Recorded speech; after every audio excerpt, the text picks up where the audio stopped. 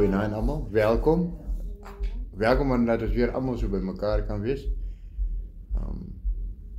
Weet ons allemaal het ons eie verpligtinge en dit werk maar ongelukkig so dat ons nie elke keer by mekaar kan kom nie. Maar solank ons net follow en weer by mekaar optel. So kom ons begin en ons sluit net gou eers die oë.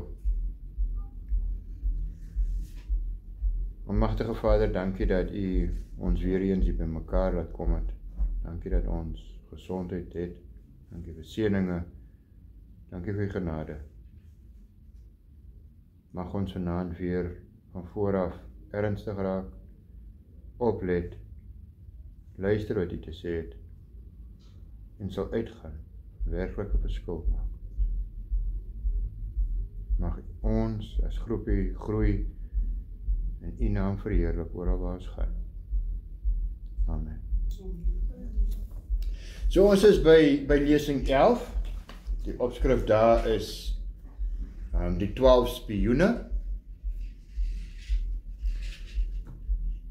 En kom ons begin, ons het in die begin gelees vir Deuteronomium 1 vers 1. Dis waar ons nog steeds stil staan. Ons is nog eers deur die eerste vers nie. En in die woestyn het ons verwys na die goue kalf, dit het ons al gedoen. Die vlakte het verwys na die klagtes oor die water. Ons is klaar daarmee. En met die vorige lesing was ons by die Skelfsee gewees. En daar het ons 2 beproewings gesien. Die een voordat hulle deur die water gegaan het en die een toe hulle aan die ander kant uitgekom het. En dan vandag is ons tussen Paran verwys na die 12 spioene. So ons gaan gou 'n bietjie kyk, wat het daar gebeur, wat kan ons daaruit leer en hoe kan ons dit toepas in ons lewe. So kom ons begin lees daar by Numeri 13, vers 1 tot 3. En die Here het met Moses gespreek en gesê, stuur vir jou manne uit, dat hulle die land Kanaan, wat ek aan die kinders van Israel sal gee, kan verken. Van elke vaderlike stam moet julle 1 man stuur, elkeen 'n owerste onder hulle. En Moses het hulle uitgestuur uit die woestyn Paran, volgens die bevel van die Here, hulle almal manne wat hoofde was van die kinders van Israel. Dan die heel eerste vraag daar, wie dink jy se idee was dit om die spioene uit te stuur? En hoekom moes daar spioene gaan? So kom die eerste vraag, wie dink julle, wie se idee was dit geweest? God se, God wou hulle gestuur het. Okay. En wat moes hulle daar gaan doen? Wat doen 'n spioen? Snoepel iets aan kyk van ken die plek. Ja. Sonder dat iemand dit agterkom. So die doel gaan wees om in te gaan van 'n ekonomiese standpunt af, hoe lyk die ekonomie daar, hoe lyk die grond, hoe lyk die boerdery, hoe lyk die vervoer, die trade routes, die routes, die handelsroutes, van 'n weermags oogpunt af, waar is hulle swakpunte, wat is hulle sterkpunte. So dis nie sommer net, ons gaan in en ons kom uit nie. Dit moet mense wees wat daarom regtig goeie inligting kan terugbring en seker maak, kyk, ons gaan ook nie gelukkig wees as die mense terugkom en sê, nee, ons kan nou ingaan, ons het eers wapens nodig en dan stap ons daar met ons Assegaie en Pangas in, en dan kom hierdie mense met vegvliegtuie en tanks en goed daar uit. So, dit moet daarom mense wees wat 'n bietjie kennis dra van alle areas wat belangrik is. Of dit ja ook nie, ons gaan maak oorlog met 'n land en ons kom daar, ons het hulle gewen, ons vat oor, daar is nie eers goeie water nie, die boerdery kan nie eers onderhou nie. So dis goedjies waarna hulle moes gaan kyk het. Nou gou heel eers op die vraag, wie se idee was dit om die spioene uit te stuur? Kom ons lees gou in Deuteronomium 1 vers 22 tot 23. En dis Moses wat daar praat, hy sê, toe julle almal na my toe aangekom het en gesê het, dit is nou die volk Israel, die mense het na Moses toe gekom en gesê, laat ons manne voor ons uitstuur, dat hulle vir ons die land kan verken en ons berig kan bring aangaande die pad waarlangs ons moet optrek en die stede waarby ons sal kom. En die saak was goed in my oë, sodat ek 12 man uit elke stam 1 man geneem het. So wat gebeur het, daar is, die mense het na Moses toe gekom, Moses het gesien, dit klink na 'n redelike voorstel, 'n goeie versoek, toe gaan hy na God toe, toe sê God, stuur dan een man uit elke stam uit. So dit was nie God se voorstel gewees nie, dit was van die mense se kant af, en dit is 'n baie natuurlike versoek. Jy wil my lei na 'n plek toe, maar kan ons nie gou mense stuur om net te gaan kyk hoe dit daar lyk? Net om vir ons te kom sê, wat wag vir ons? Dat ons nie onvoorbereid instap in 'n ding nie. En dit geld vir enige nuwe ding wat jy in jou lewe aanpak. Moenie net instap omdat die Here sê jy moet gaan nie. Gaan maak seker wat die kostes is. So baie dinge word deesdae aangepak. En met goeie intensies, projekte, en halfpad deur die projek dan sien jy maar, ons het nie iets om dit te onderhou of dit volhoubaar te maak nie, en dan loop die projek dood. Met die tempel se bou ook, jy kan nie net begin bou in die tempel en jy weet nie wat die kostes is nie. Dit gaan nie oor of jy die middele het nie. Die Here sê nie gaan kyk of jy het wat nodig is nie. Die doel is net gaan kyk wat vir jou wag, God sal die res voorsien. So dit moet nie wees, jy moet nie na jou bankbalans gaan kyk, kan jy doen dit wat jy wil doen nie. Maar ons wil net weet wat vir ons voorlê, sodat jy jou kan voorberei.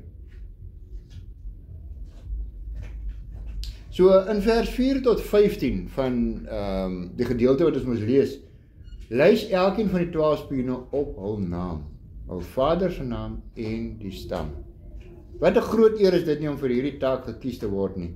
Dit was nie sommer net enige man nie.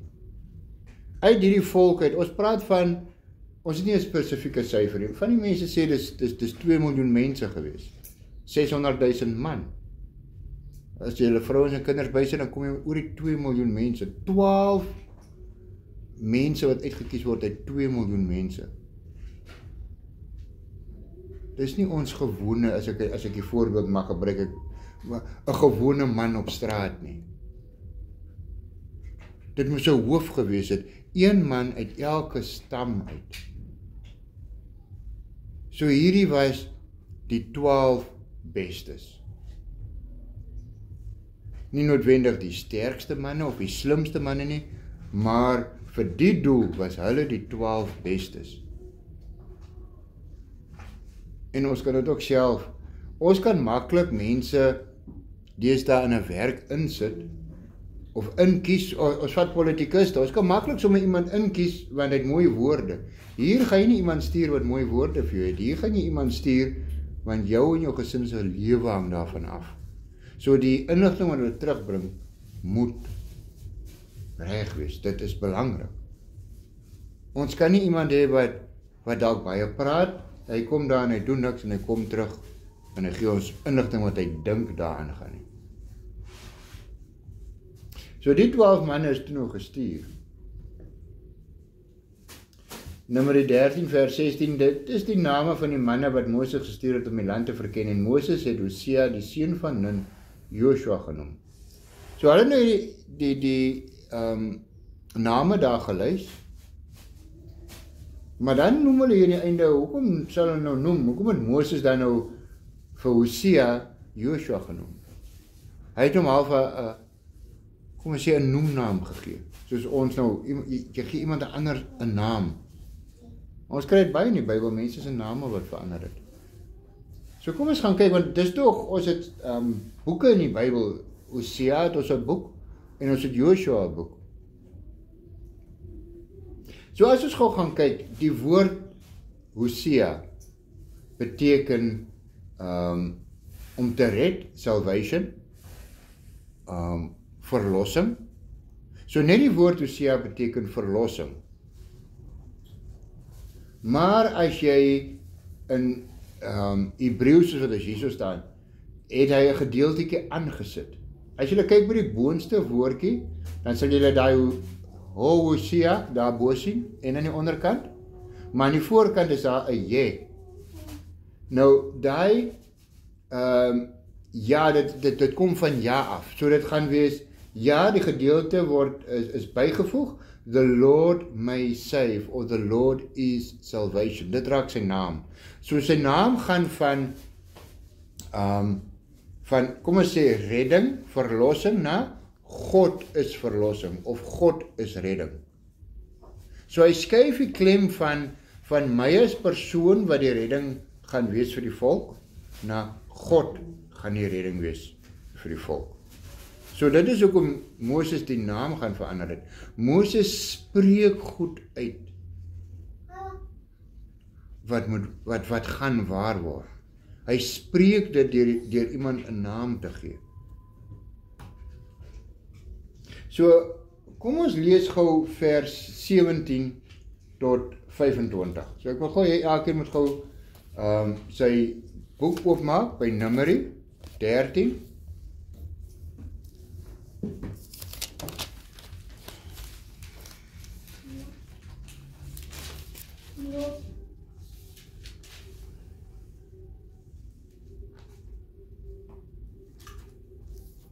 En dan gaan ons lees vanaf vers 17.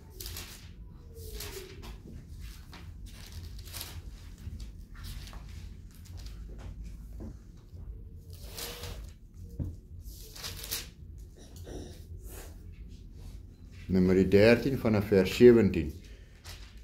En soos wat ons lees, so gaan ons probeer gou kyk op hierdie kaart hoe het hulle geloop.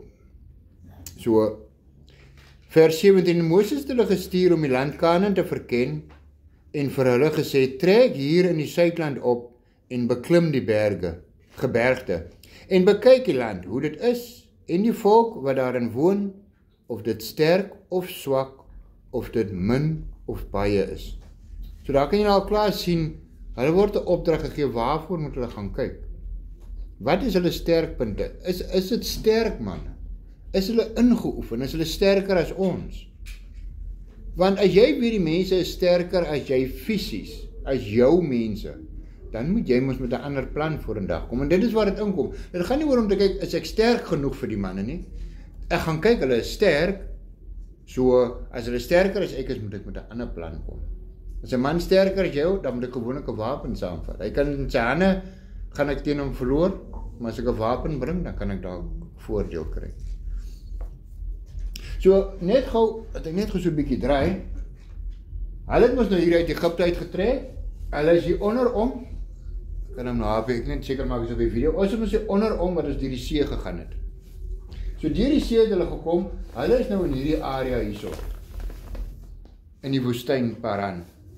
So nou stuur God hulle moet nou, streng gesproke van hier wat hulle deur die see gekom het, so hulle in die woestyne, nou moet hulle opgaan deur die gebergtes, en hulle gaan hierdie kant in, daar is Jerusalem. So hulle gaan van hierdie kant af hier om, want hier so loop die paaie, ek weet nie of julle kan sien daar so nie, hier loop die paaie, so hulle gaan hier op die paaie moet begin, hulle gaan mos nie nou net deur die woestyn loop nie, daar is roetes, dis nie asof hulle rondgedwaal het op soek na ietsie. So hulle gaan met hierdie roetes opgaan, en dan gaan hulle van hierdie kant af, op na Jerusalem toe, of die beloofde land. Hy gaan nou strek van hierdie gedeelte af, op tot daarbo, hierdie hele gedeelte, wat hulle gaan verken.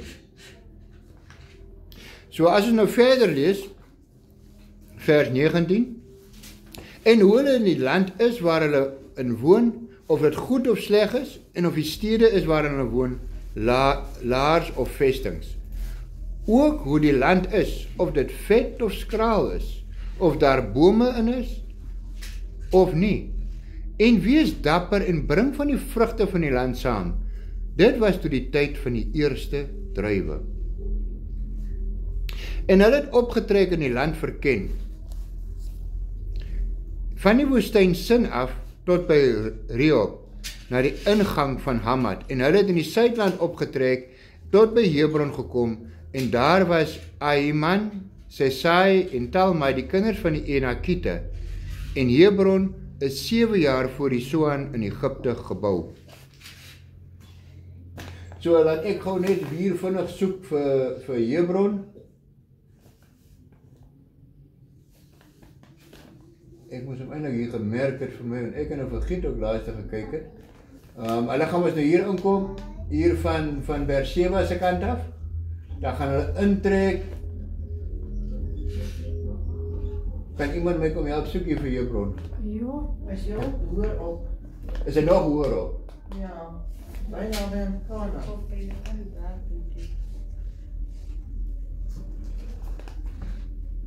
Sien ek moet my bril gekry het. Dis kom hulle. Ja, gaan ek wel help so kop en dan ja, wat se fokus. Julle zoom beweging. Kijk, daar kaart als we zien met een beetje ideeën zo. Waar so? Oma.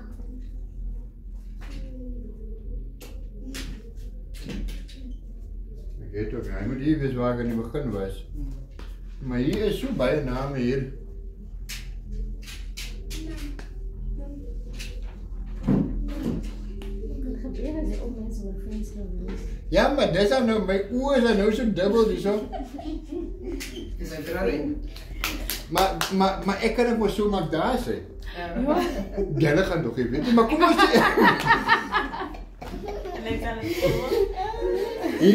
Hierdie gedeelte hierso. Nou moet ek kom sit dit hier. Nou sê weer. Hier van van hierdie gedeelte af. Hier is waar die Enakite is. Die Filistyne. Né? As ons vat van Dawid en Goliat. Hulle het van die kant af na daai kant toe gegaan. Né? Die Filistyne was die kant, Israeliete was die kant. Ons het dit vandag nog. Die oorlog wat vandag meeste van die geveggedeelte is die gedeelte wat Dawid en Goliat ontlei het. Omdat hulle daai tyd, ek is nou heel van die onderwerp af, omdat toe hulle die beloofde land ingekom het en nie die Filistyne verdryf het, gaan die oorlog vandag nog aan. Op presies dieselfde. As jy nou vandag gaan kyk, wanneer hulle nou weer bomme en goeders oor en weer gooi, gaan kyk na die stede. Dan gaan jy sien, jy gaan baie van die stede nog in die skrif kry. En as jy gaan kyk, dit is strongholds, hoe noem jy dit, magspunte. Is belangrike punte waaroor hulle nog steeds beklei. Die hele skrifgedeelte daar, as jy lees van waar hulle nie gedoen het wat God gesê het nie, hou daai dorp se naam dog en volg hom deur die skrif. Daar gaan heeltyd gaan jy sien dit kom weer terug. Maar nou is ek heel van die storie af. Hulle is so ingekom het en ons het nou daar gelees van Hebronne gekom. Daar het hulle in hierdie gedeelte het hulle nou hierdie Enakite gekry, né? Daarop het hulle tot by die Dal Eskol gekom. Eskol. Daar so is hy. Is jy seker? Ja, ek is seker, kom kyk maar. Gekom en daar 'n rank met 1 tros druiwe afgesny en 2 het dit aan 'n draagstok gedra, ook van die granate en van die vye. Die plek het hulle die Dal Eskol genoem vanweë die tros wat die kinders van Israel daar afgesny het. En na verloop van 40 dae het hulle teruggekom van die land te verken. Nou, ek wil nou net sê, ons het nou net tot hier gegaan, hè? Hulle het nie net tot hier beweeg nie. Hulle het al die pad opgegaan, hulle het al die gedeeltes gaan kyk, en hulle het weer teruggekom. Binne 40 dae. Dit is nie so ver loop nie. Dit is, van hier af moes dit 11 dae reis gewees het. Moes hulle 11 dae gevat het om maar te kom. Het hulle 40 jaar gevat. Hierdie gedeelte kon hulle vinnig loop, hulle kon alles deurloop, alles gaan verken het binne 40 dae. So, om het te vergemaklik, 20 dae uit, 20 dae terug, te voet, geloop. Dorp na dorp. So dit is nie om te kyk hoe ver kan ek loop nie, jy gaan amper oorslag op die dorp, gaan bietjie kyk, bietjie vra, jy moet inligting inwin, gaan na die volgende dorp toe. En die volk was nog hier in die onderkant gewees. Hulle het hier gewag vir die manne om terug te kom. So na 40 dae, toe kom hulle terug. En dan sê hulle, kom ons lees verder vers 26 tot 33. En hulle het weggegaan en by Moses en Aaron en die hele vergadering van die kinders van Israel gekom in die woestyn Paran. Hierdie gedeelte hier is die iets so staan dat wilderness van Paran. Ne? So hulle kan enige plek hier rond wees. Ons lees verder vers 26 in Kades en aan hulle berig gebring en aan die hele vergadering van hulle die vrugte van die land laat sien. En hulle het hom vertel en gesê, ons het gekom in die land waarin u ons gestuur het. En waarlik, dit loop oor van melk en honing en dit is sy vrugte. Maar die volk wat in die land woon is sterk en die stede is versterk en baie groot. En ons het daar ook die kinders van die Enakiete gesien. Die Amalekiete woon in die suidland, maar die Hittite en die Jebusiete en die Amorite woon in die gebergte en die Kanaaniete woon by die see aan die kant van die Jordaan. Nou die kant van die Jordaan, hier kom die Jordaan af, daar is die see, so, hulle bly in hierdie gedeelte. Toe het Caleb die volk stilgemaak teenoor Moses en gesê, laat ons gerus optrek en dit in besit neem, want ons kan dit sekerlik oorweldig. Maar die manne wat saam met hom opgetrek het, het gesê, ons kan nie teen die volk optrek nie, want hulle is sterker as ons. So het hulle dan die slegte gerugte onder die kinders van Israel versprei oor die land wat hulle verken het, deur te sê, die land wat ons deurgetrek het, om dit te verken, is 'n land wat sy inwoners verteer, en al die mense wat ons daarin gesien het, is groot manne. Ons het daar ook reuse gesien, die kinders van Enak, van die reuse afkomstig, en ons was so sprinkane in ons oë. So was ons ook in hulle oë.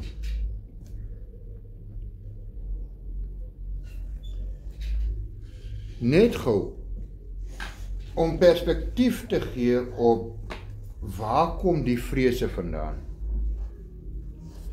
As julle die gedeelte kan onthou, daar was 'n gedeelte waar Moses met sy arm so mos uitgestaan het, in die lug gehou het. En solank as wat sy hande in die lug was, het die Israeliete gewen.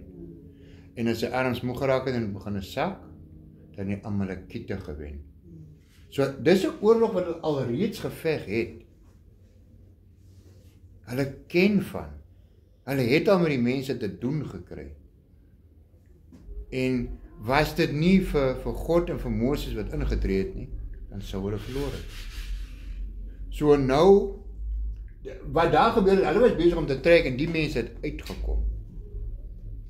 Hulle het ons tegemoet gekom. So ons het half so op neutrale grond beklei, as ons so kan sê. Nou wil julle hê, ons moet gaan in hulle stede wat versterk is. So hulle gaan nou op mure staan, agter mure, hulle kan hulle self toesluit, ons kom nou aan. Hulle is klaar sterker as ons. Hulle het nou nog versterkings, so ons gaan dit nie maak nie. So dit gee die perspektief waar die vrees vandaan kom. Dit was nie sommer maar net, ek lyk bang vir hulle nie. Ons het hulle geskiedenis, ons het hulle gewen, maar dit was nou maar net naalskraap gewees. So nou kom hierdie vrees in, dis die een. Die ander ene, die Amalekiete sal ook al eerste weerstand wees as hulle die beloofde land inneem van die Negev woestyn, die suidland af. Hierdie is die suidland, die Negev woestyn is aan die kant. So hulle sou nou, soos wat hulle nou getrek het, as hulle van die kant af gekom het, was dit hulle eerste opponente. Dis nie eers die sterkste nie. Want hulle het nou net gesê, na hulle, daar wag nog Enakiete vir ons. So, al kry ons hierdie eerste gedeelte van hierdie kant af in, die tweede keer gaan ons dit beslissie maak. Want ons lyk so sprinkaan in hulle oë. En ons weet, 'n sprinkaan, die trap hom net dood. 'n Sprinkaan kan niks in jou doen nie. So, hulle kom nou half sê, ons moenie van die kant af kom. Ons gaan dit nie maak van die kant af. Nou,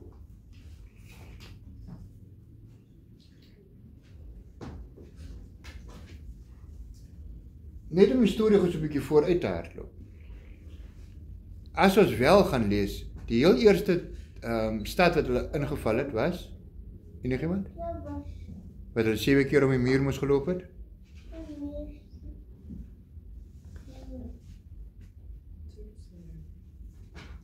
Jericho.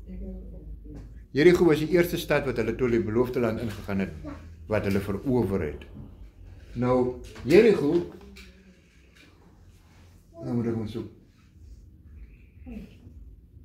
Toch, Jericho, daar is het. Ek het hom. Hulle nou, van die kant het hulle gesê, ja, ons kan dit nie maak hier.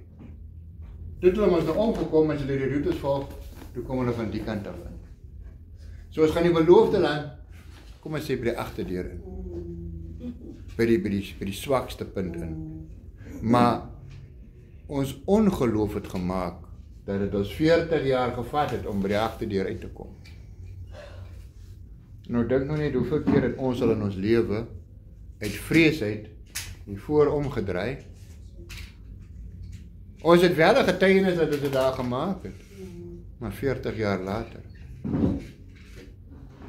En dit wat jy nie oorwin in jou leeftyd het, gaan jou kinders mee sukkel.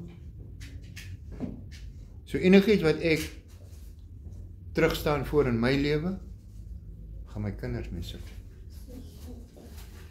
Maak nie saak wat dit is, hulle is dit hoe klein. Hulle gaan met dieselfde situasie worstel. Finansies. As ek nie kan losbreek uit my denkwyses oor finansies en finansiële vryheid nie, gaan my kinders sukkel met finansiële vryheid. As ek as man nie my welis vir ander vroue kan oorkom nie, en ek bly ingee vir dit, dan gaan my seuns dieselfde paadjie stap. Hulle gaan ook sukkel daarmee. Ek sê nie hulle gaan dit noodwendig doen nie, maar hulle gaan ook worstel, want ek kon dit nie oorwin nie. Of het nou vir die meisies is, of het vir die seuns is, dit maak nie saak nie. Gesondheid. As daar van hierdie,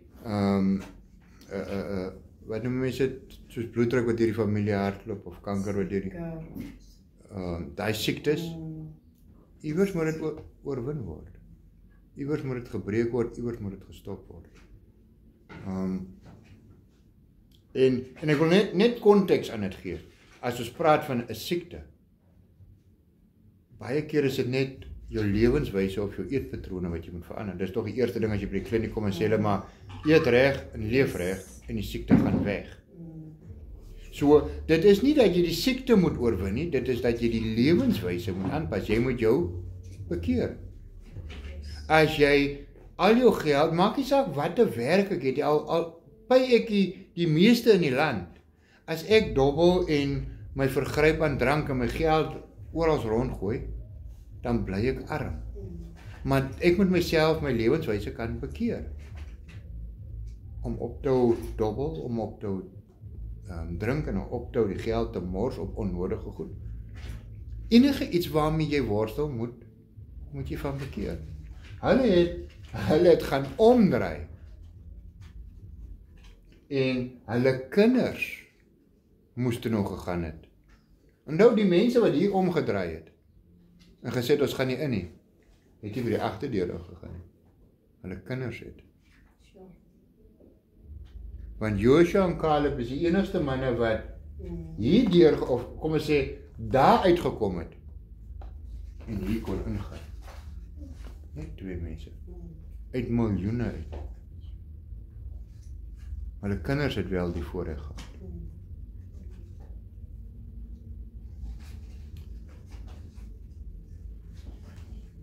Die Enakite. Ek weet ook, ek dink ja, ek kom daarby. Ek het nog gedog, het is nie by die lesing in nie. Die 10 manne, as is nou op slide 16, die 10 manne stem nie saam met Caleb nie, en is oortuig dat die volk sterker is as hulle. So jy het nou hierdie partyskap. Jy het vir Moses aan die een kant, jy het die volk aan die ander kant. Jy het vir Caleb aan die een kant, saam met Moses, en jy het 10 man aan die ander kant, saam met die volk. En hierdie 10 man se standpunt was so oortuigend dat hulle die hele volk agter hulle gehad het. En Caleb kon nie die 10 man oortuig of die volk oortuig nie. So nou sit jy. Ek weet, dit wat ons wil doen, is moontlik, ek glo dit, ek weet dit, maar my familie of my, kom ons sê 'n gemeente, die pastoor kom met 'n voorstel, maar die gemeente koop nie in nie. Want die ouderlinge of die kerkraad sê nee, dit gaan nie werk nie. Dan kan daai pastoor maar doen wat hy wil. Dit gaan nie 'n werklikheid word nie. So, wat hulle eintlik dan nou sê is, deur terug te staan, deur bang te wees, deur te huiwer is, dat hulle God sterker is as my God.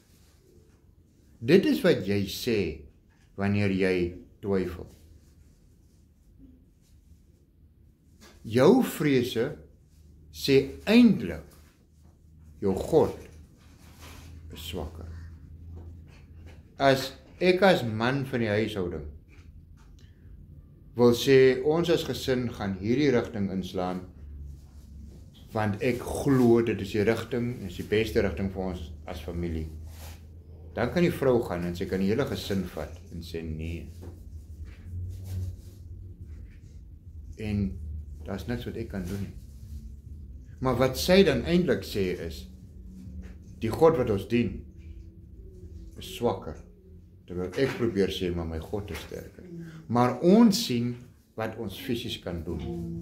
Want al wat hulle sien is, daai mense is sterker as ek fisies. So ek kan nie teen hom beklei nie. Maar as ons nou vat, ons het gepraat van Jericho. Jericho het hulle ingeneem sonder om enige iets te doen. Daai mense het heeltemal verskrik geraak. Hulle het net in die ronde geloop. Toe word al die mag wat hulle gehad het met hulle versterkte mure en hulle hoë mure altyd net in mekaar geval. So dit wat hulle sterker gemaak het, het God gevat en het weggehaal. So oppas vir dit wat jy sê, dit wat jy spreek, kan 'n belediging raak in die oë van die Here. Want ek gaan nie daarvan hou as my vrou vir die wêreld daar buite gaan vertel, my man is nie in staat om my as gesin, of ons as gesin, by 'n sekere punt te bring. Ek gaan nie daarvan hou nie. Ek gaan ook nie daarvan hou, of 'n vrou gaan ook nie daarvan hou, as ek as man vir die wêreld daar buite gaan vertel, maar sy kan my nie gelukkig hou nie. Maak nie saak hoe baie sy opoffer nie. Ek voel nou maar net sy bring nie haar kant nie, sy doen nie haar bydra nie. Dan gaan sy ook mos nou voel, jy beledig my, jy verneder my. Want dit gaan oor wat ek wil hê, nie oor wat God kan bied nie, of wat die ander persoon kan bied nie. Verder het hulle die volk bang gepraat met die reëse. Die woord daar is die Nephilim. Ek het nou nog gesê, hulle die mense met die Enakite alreeds angstig gehad. Nou as ek voor jou 'n struikelblok sit, wat jy weet, jy gaan sukkel om dit deur te maak. En dan sê jy vir my, net na daai struikelblok, is nog 'n swaarder en groter struikelblok. Dan gaan ek sê nee. As ons met jong mense moet praat en ons sê, maar dis wonderlik om te trou. Dis wonderlik, maar jou eerste jaar gaan moeilik wees. Maar jou tweede jaar gaan nog moeiliker wees. En jou derde jaar gaan nog moeiliker wees. Dan gaan hulle sê, nee, kom ons los dit maar. Want ons sukkel nou al met die uitgaan fase, ons is nog eers getroud het, en ons beklei al klaar soos kat en hond. Dit is wat God van ons verwag, om nog steeds in daai vrees om te weet, jou volgende beproewing is nog groter. Hy wil dit vir ons doen. Hy weet dat as ons eers in die Enakite gaan vasloop, dan gaan ons moet ons begewe. So hy gee ons eers die Amalekiete. En hy het ons nou al gewys, ons het hulle al oorwin. Al was dit net. Maar ons het oorwin. So nou, wie is hierdie reëse in vers 33 wat hulle van praat? Ons het in die Genesis 6 gedeelte wat ek al voorheen gedoen het. Ek sien dit kom nog as baie op, is nou al seker die tweede of derde keer wat ek terugkom na Genesis 6 toe. Daar word gepraat van die reëse. Nou is verskeie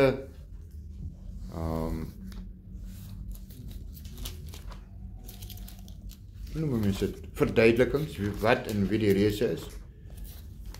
En as jy ingaan op daai gedeelte en jy gaan ander middele soos die boek van Enoch ook lees, en voor daar by Genesis 6 inkom, net om te sê, dit is die vloed, en in die begin van Genesis 6 verduidelik God wat aangaan, en daar word gepraat van die Nephilim, dis reëse soos Goliath, 6 vingers,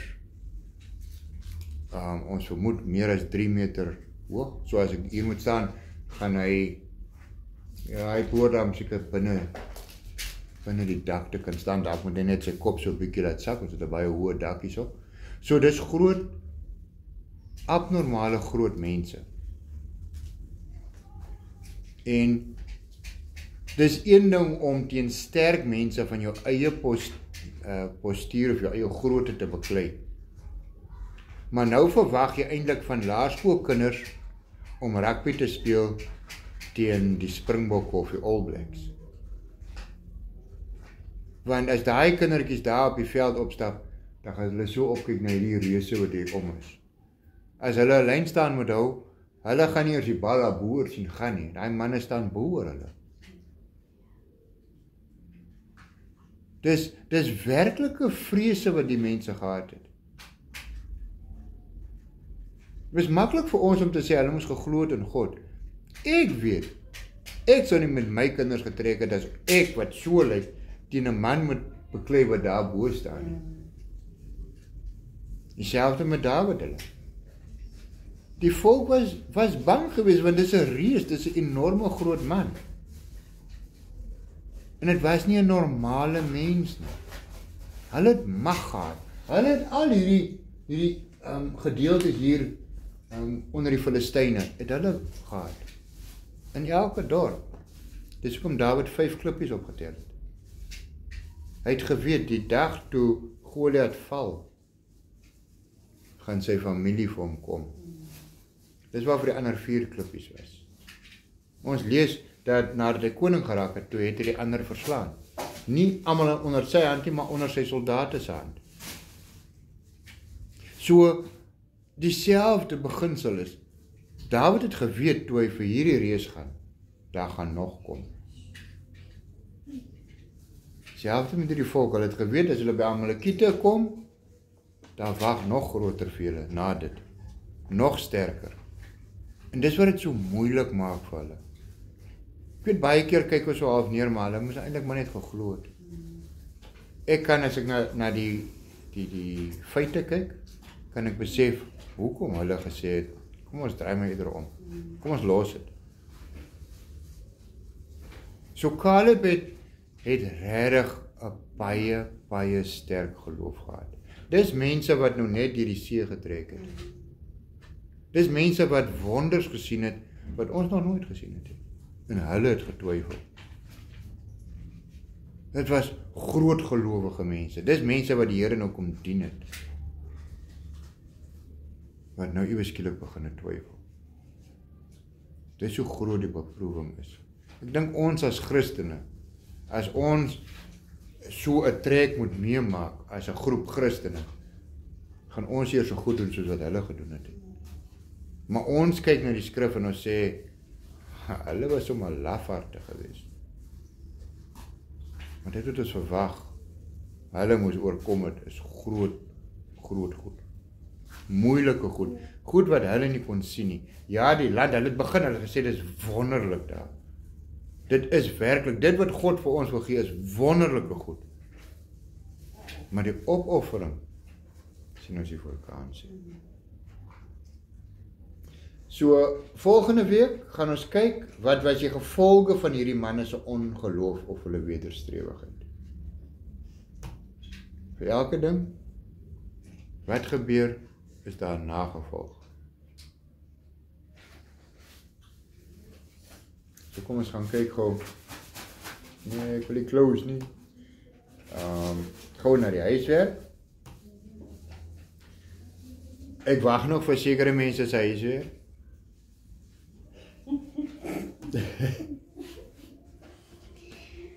Ek wil graag hê die week se huiswerk moet julle baie ernstig opvat.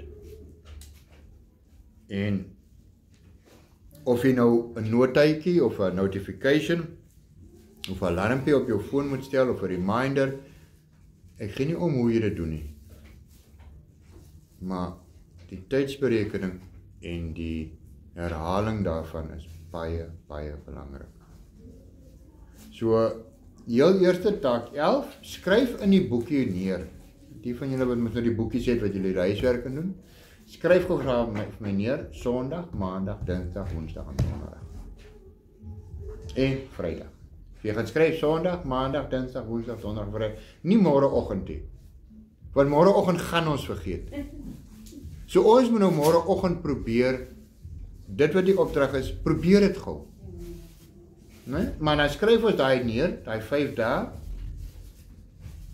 dan gaan jy. Skryf elke oggend dadelik neer die eerste gedagte wat by jou opkom. Dit moet net 'n woord wees, of 2 of 3, nie 'n paragraaf nie. Want dis net 'n gedagte. Dit gaan 'n woord wees of 'n sinnetjie wat by jou opkom. Jo, ek is nog vaak. Dan skryf jy dit neer.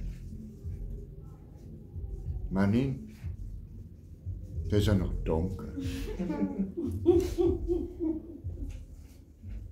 Ai, dit is Maandag. Ons moet lief voor. Ai, dit is Maandag, is blou Maandag. Daai eerste gedagte as jy opstaan. Kan ek maar nog lê nie. Ek wil graag hê dit gaan 'n baie moeilike opdrag wees. Want jy gaan opstaan en jy gaan onmiddellik aangaan met jou lewe en jy gaan vergeet van daai eerste sinnetjie. Maar ek wil graag hê elkeen moet so gou as moontlik. So jy moet half as jy wakker word, sit die boekie by jou foon want dis die eerste ding wat ons vat. As jy die alarm stel, jy moet die alarm afsit, laat die boekie daar wees. Eerste gedagte wat by opkom en skryf dit neer. Ek het nou net negatiefs, ek kan 'n goeie. Hey, is 'n wonderlike dag, is Pydag vandag of is naweek. Skryf dit neer. En dan wanneer jy met B klaar is, neem 'n foto en WhatsApp dit na my toe. So dit gaan jou opdrag wees. Onthou, dit gaan nou eers Vrydagmiddag wees of Vrydagoggend wat jy die huiswerk kan indien, want jy moet nog Vrydag se gedagte neerskryf. So ek wil nie paragraaf hê nie. Net daai kort, kragtige ding, daai eerste woorde. Daai ai of daai jo, daai sug. Skryf jy neer. En dan dien ons dit in en dan gaan ons volgende week bietjie daarna kyk. Want dit gaan deel word van volgende week se lesing. Bietjie ons gedagtes en ons oë bietjie op te maak. Almal verstaan jy huiswerk? Baie dankie julle. Dan volgende Vrydag gaan nie moontlik wees nie. So weer gou net aanskuif vir oor 2 weke, maar stuur nog steeds Vrydag met die huiswerk. Dit moet hierdie week gedoen word. Maar dit is belangrik dat jy dit daai dae agter mekaar doen. So as jy nou die helfte van hulle geskiep het, dan gaan dit nie werk nie. Dit moet al die dae wees. So baie dankie julle en dan sien ons weer. Dankie dat jy gekom het, so al die pad daar van Wellington af. Pero Wellington is dieselfde. Jy is een dag in Wellington, een dag in die Pero. En groete, seënwense en 'n voorspoedige naweek vir elkeen.